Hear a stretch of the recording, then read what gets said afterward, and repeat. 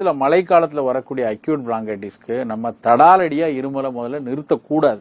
Cough syrup வாங்கி குடிக்க கூடாது. அதுக்கு பதிலாக என்ன பண்ணணும் அப்படின்னா, அந்த சளியை வேகமாக இளக்கி வெளியேற்றுவதற்கு உதவியான உணவையும் மருந்து எடுத்துக்கணும். அதுல முக்கியமானது மிளகு.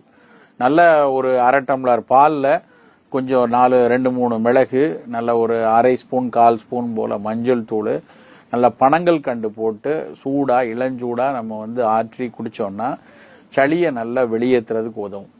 மணத்தக்காளி கீரை, தூதுவளை கீரை, இந்த மாதிரியான கீரைகளை இந்த பனிக்காலத்துல மழைக்காலத்துல பயன்படுத்தினோம்னா அதுவும் அதுக்குரிய அந்த மியூகோலைட்டிக் அப்படிம்பாங்க, சளியை இளக்கி வெளியேற்றக்கூடிய ஒரு தன்மையுடைய பொருள் இந்த தூதுவளை மணத்தக்காளி தான்.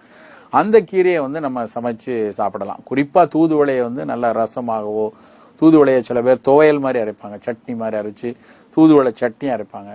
சில பேர் தோசை மாவுலேயே தூதுவளை கீரையை நல்லா அரைச்சு தோசை மாவுல கலந்து சுடுவாங்க. அது நல்ல இந்த மழைக்காலத்துல சளியை இளக்கி மியூகோலைசிஸ் பண்ணி வெளியேற்றுவதற்கு ரொம்ப உதவியா இருக்கும்.